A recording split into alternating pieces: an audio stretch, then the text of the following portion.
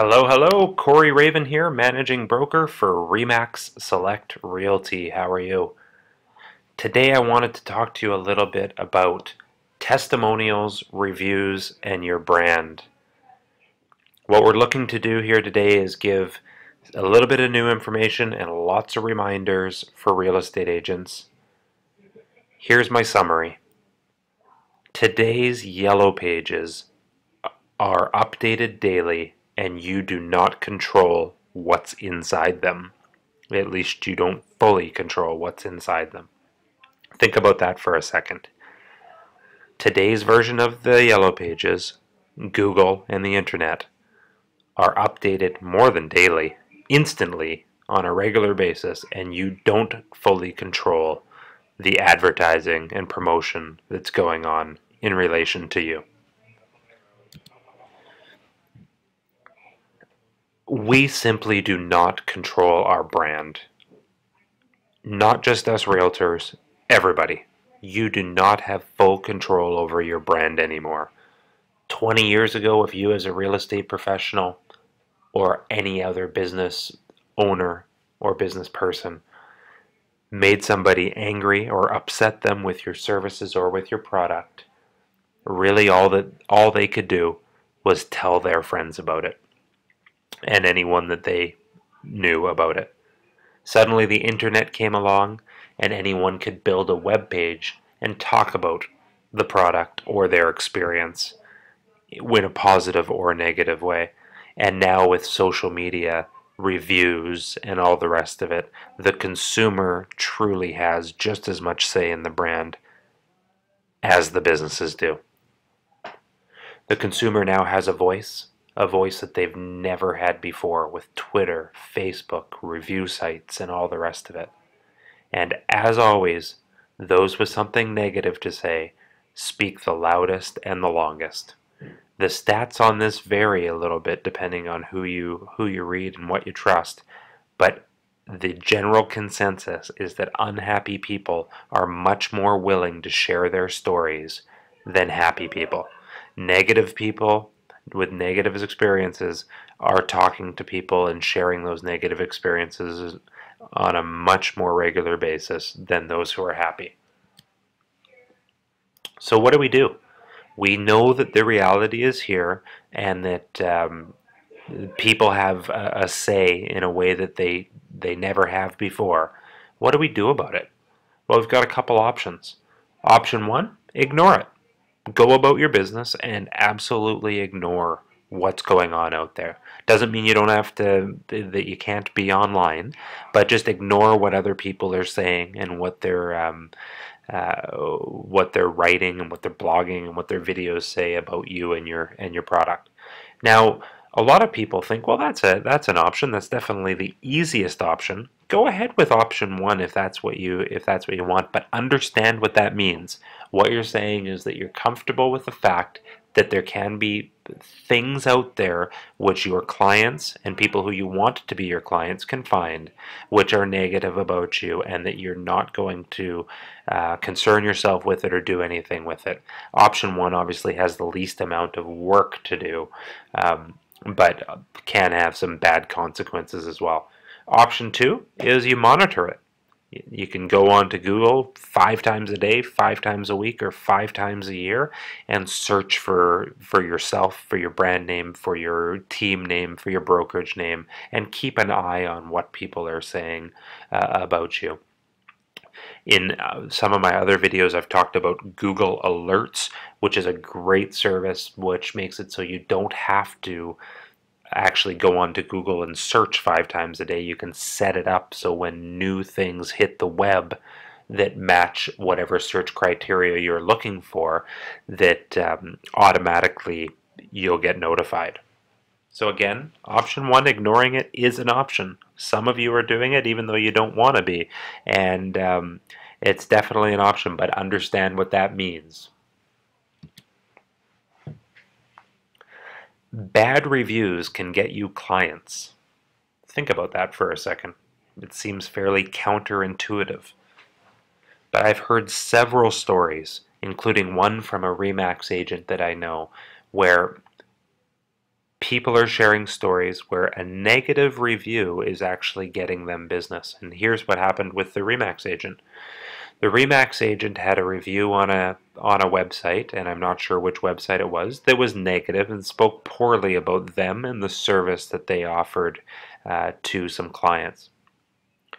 The agent, using Google Alerts, was notified of this, and on the same day the negative review was posted, went on to the site and put a response and said, "Thank you for your concern. We really are sorry that we fell short in the service department, and we strive to do the best that we can, and we appreciate your feedback, and hopefully can do a better job with other of our clients in the future." Now, someone a year later, 2 years later, something like that, Googled this person or a realtor in the area and stumbled upon the negative review and noticed the response. And it was actually the response to the negative review which caused this person to call the realtor and ended up with the realtor doing business with this person. So remember that although the consumers have a voice, so do we as professionals. Take a look at TripAdvisor if you've never been onto it. Go onto TripAdvisor and search for a hotel, any hotel in the world. And what you'll find is information about the hotel, directions on how to get there, contact information, and then, depending on the hotel, dozens, if not hundreds, of reviews of the hotel. Not all of them positive.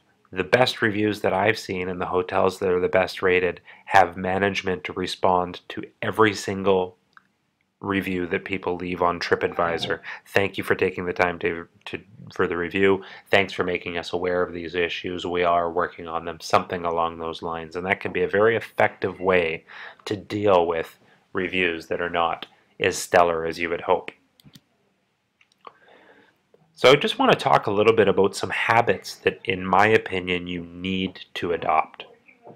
You need to Google yourself, no pun intended, on a regular basis, or better yet, use Google Alerts. You have to do this.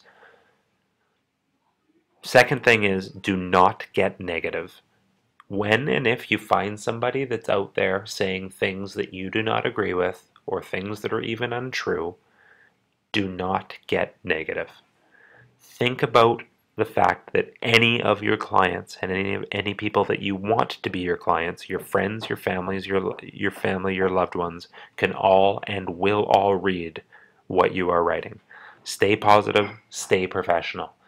If you don't agree with it or something's not factual, feel free to state that, but do not get negative. If you feel like something is negative, untrue, and is hurting your brand, you may want to seek legal advice as to whether or not you can try to do something about the posting. But generally speaking, if someone just says that you suck or that they don't like you or something like that, there's not going to be a lot that you can do about it. Do respond when you can and tell your side of the story in a positive way. So do go on there, let them know that you don't agree with a couple of their points in there, but having said that, you do appreciate them taking the time to write a review. Do talk about how most, if not all, of your testimonials that you have are stellar reviews, and invite people to go to your website to review those, things like that. Another tip that I've got here is get out ahead of this. We all worry about these negative reviews because we see and think that if someone was to go on to Google Reviews, Google Places, Yelp, Facebook, or anywhere else, and they saw something negative about us, that it would have a negative impact on potential clients, and that's likely true. But we're thinking about it just being one review and whether or not that review is positive or negative. But you've got a list of past clients, a list of loyal clients, a list of friends and family, a list of co-workers, things like that. Go to people that you know, like, and trust, and that know, like, and trust you, and ask them to take 10 minutes of their time just to put a review of you on a site or multiple sites. Also use those positive reviews in other places that you do your testimonials. Make it easy for them. Email them links. Show them how they can do it. Perhaps offer to buy them coffee or a Starbucks card, or some other token of your gratitude if they take the time to do this.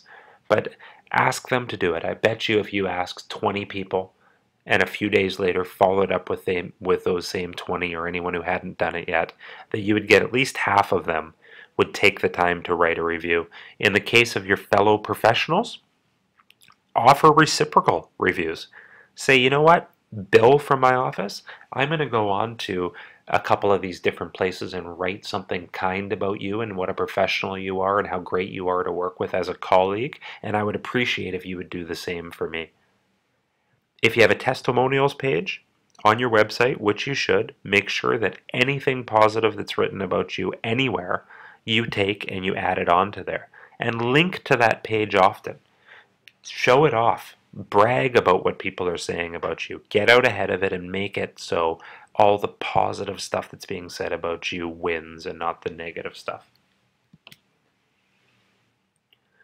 So where should you go? I'm about to share with you a couple of different places where in 2013 we feel like you need to be going to. But remember, this isn't an exhaustive list. You need to keep your eyes open. If you see people using a service to look up or to interact with businesses, you want to be on that service if possible. Now, obviously, if it's a restaurant site, that's not going to be possible. But if it's possible to have you as a realtor there where people are looking for businesses, get on there. If people are on their phone using some new app, try to get on there. But really quickly, a couple of the places that you're going to want to have is a Facebook business page, a Twitter account, a Yelp account, your website, and I don't have it written down here, but Google Places or Google for Business. You can look on my videos and I talk about adding your business to Google. Anywhere that people are talking about you or your brand, you want to be there. What does the consumer see?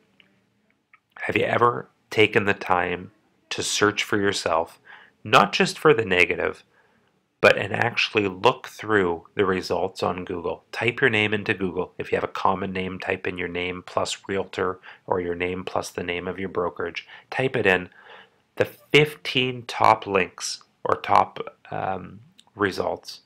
Click on them, read them in full, look through them, and ask yourself, does this properly represent me? Am I proud of what I see? Is it factual? Is the information up to date? And does it use my most current branding?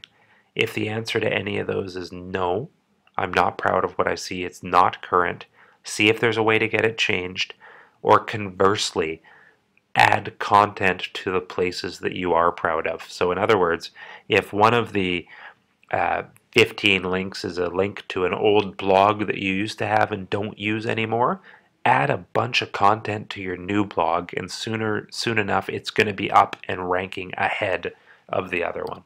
Google loves to have current content. Think about this. The results that people see when they Google you are your ads, whether you like it or not, and whether you paid for it or not.